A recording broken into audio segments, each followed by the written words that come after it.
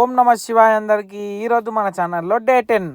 ఇక మార్నింగ్ లేవగానే మేమైతే టెంట్ అయితే మడత చేసుకొని మహాకాళి టెంపుల్ అయితే స్టార్ట్ అయిపోయాము. 51 శక్తి పీఠాల్లో ఒక శక్తి పీఠం ఇది. టెంపుల్ అయితే చాలా ఎత్తైన ప్రదేశంలో ఉంటుంది కాబట్టి ఘాట్ చూడండి ఎలా ఉందో. ఇక్కడ కార్ పార్క్ చేసి రోప్ వే లో అయితే వెళ్ళాలి మీదికి. రోప్ వే కి టికెట్స్ తీసుకొని మేమైతే రోప్ వే లో స్టార్ట్ అయిపోయాము.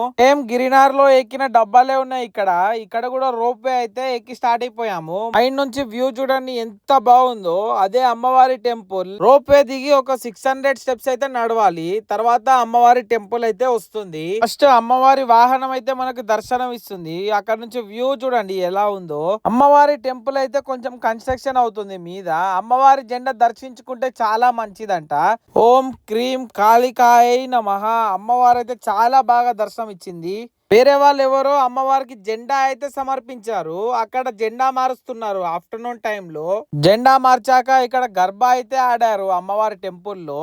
అక్కడ నుంచి మేమైతే కాళీ హోమం దగ్గరికి వెళ్ళాము. టెంపుల్ వాళ్ళు మేము మాలలో ఉన్నామని మాతోని చేయించారు హోమము. ఇక అమ్మవారికి అయితే కోరిక తాడు కట్టి కోరిక అయితే కోరుకున్నాం. అక్కడ నుంచి ఉజ్జయిని అయితే స్టార్ట్ అయిపోయాము. ఉజ్జయిని దగ్గర దాకా వెళ్ళి ఒక ఆశ్రమం అయితే కాంటాక్ట్ అయ్యాము. వాళ్ళు మాకు షెల్టర్ ఇచ్చారు. అందుకే ఇక అక్కడనే పడుకున్నాం. ఇలాంటి మరిన్ని ముచ్చట్ల కోసం ట్రావెల్ విత్ బంటిని ఫాలో చేయండి.